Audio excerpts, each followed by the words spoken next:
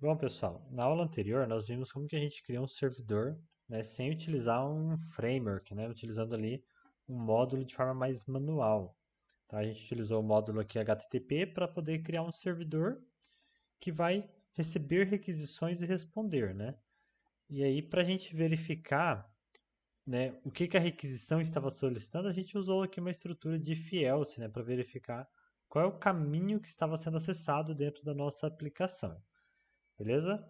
Então, um ponto que eu quero destacar antes de a gente partir para o Express é sobre essas informações da URL, né? Então, a URL que foi acessada quando nós fazemos a requisição vem aqui dentro do objeto REC, né? Então, quando a gente faz uma requisição, né, deixa eu até fazer uma aqui só para vocês verem. Vou colocar aqui o projeto para rodar. Ó, servidor rodando. Então, quando a gente vai lá, né, ali ó, simulando um cliente, né? Então, deixa eu colocar aqui, ó, localhost 8000 barra. A gente vai especificar um caminho aqui, né? Então, por exemplo, uma rota que a gente chegou a desenvolver foi a barra usuário, né? Então, olha lá. Essa informação, né, da URL que foi acessada, ela já vem aqui dentro desse objeto REC, tá? E aí, a gente pode usar o módulo URL aqui para quebrar essa URL em partes. Tá? Aí fica mais fácil de utilizar. E aí na aula passada talvez ficou faltando eu mostrar para vocês, né, os componentes, o que existe dentro dessas informações de URL, tá? Que a gente pode inclusive estar utilizando, né? Então vou dar aqui um console.log URL info, tá? Para a gente poder visualizar todos os detalhes da URL toda vez que a gente faz uma requisição. Tá? Repara, essa função aqui vai ser executada sempre que uma requisição chegar. Então, a cada requisição ele vai mostrar para a gente todas as informações da URL bem quebradinho, tá? Então, eu vou parar o servidor aqui e rodar novamente, né? Já que eu modifiquei o código, né? Então, aqui está. Já houve uma requisição aqui, mas foi de um íconezinho, não tem nada a ver, tá? Agora, vamos lá. Vou apertar Enter aqui de novo, beleza? E voltando aqui, a gente vai ver que ele fez a impressão aqui, né, dos dados da URL, né? Ignora esse favicon, né, que é do ícone. E aqui está, tá? O path, né, o caminho que foi acessado é o barra usuário. Tá? O path name também é barra usuário. Enfim, né, parece então que não tem muita informação, né? Só a barra usuário que foi acessado, né? Só que, pessoal, essa URL está extremamente simples, né? Eu não vou conseguir dar zoom aqui para vocês, aqui nesse pedaço da tela, mas eu vou colocar aqui, ó, barra usuário, e igual acontece quando a gente faz uma pesquisa no Google, né? Então, eu vou colocar aqui parâmetros, informações, tá? Então, ó, interrogação, e aí eu posso inventar aqui os parâmetros, por exemplo, nome igual a João, né? Vamos colocar aqui mais uma informação. Então, eu coloco um e-comercial, né? Então, tá aparecendo aqui para mim porque eu já tinha testado, né? Então, turma igual a info 4A. Então, é normal, assim, em requisições, né? Existirem dados aqui na URL, né? Não fica bonito, então a gente geralmente evita, né? Mas tem situações que acontecem. Beleza, continua funcionando, por quê? Reparem, a gente não tem uma rota para esse caminho todo, né? Nossa rota é para barra usuário, tá? Então deixa eu até copiar aqui para vocês conseguirem enxergar melhor o que eu digitei aqui na URL, né? Ó, coloquei isso aqui, ó, tá?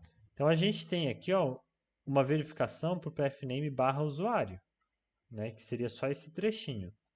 E isso aqui não entraria, né? Então como que continua funcionando, né? Acontece o seguinte, a URL, né, quando a gente quebra ela aqui em pedaços com URL info,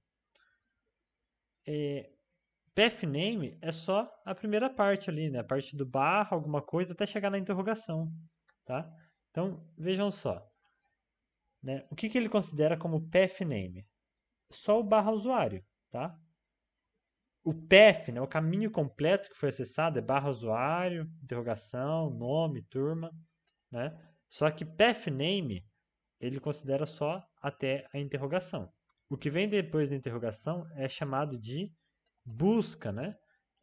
São as variáveis ali do que a gente está procurando dentro de uma página web, tá? Dentro do servidor, tá? E aí ele coloca essas informações ainda mais quebradinha, de uma forma mais fácil de utilizar aqui nesse objeto carry, tá? Então olha só, as informações que eu coloquei na URL, elas foram quebradas em partes, tá? Só que, pessoal, isso daqui é um jeito mais, digamos que mais arcaico de você montar uma URL, né? Quando a gente vai para os padrões mais modernos, em vez de colocar algo assim, normalmente a gente teria que, tipo, um barra usuário e já barra nome, tá? Mas aí a gente vai ter um problema, tá? Por quê? Se eu colocar aqui, ó, barra usuário, barra João, por exemplo, né, que eu estaria indicando para o servidor que eu quero procurar o usuário João, né, é o jeito mais moderno de se trabalhar com URLs. O que é o path aqui? O que é o path name? É o barra usuário barra João, porque a gente não teve nenhuma interrogação aqui, tá?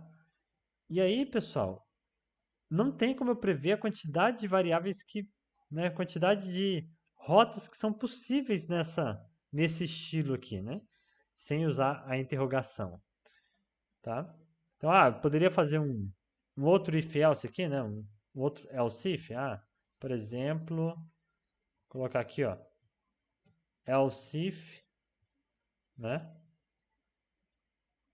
Ah, aqui, ó, usuário barra João, né? Beleza. Mas assim, é totalmente inviável eu criar uma rota para cada usuário possível no sistema. Percebe?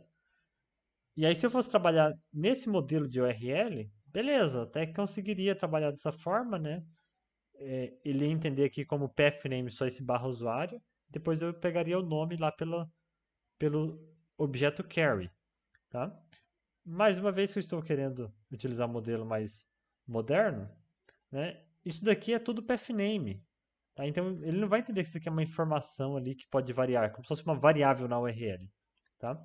Então é aí que chega a primeira grande limitação aqui de você trabalhar com o servidor sem usar o Express, beleza? Como já deu 8 minutos aqui, pessoal, eu vou fazer um corte e aí próxima aula a gente já começa direto com o Express.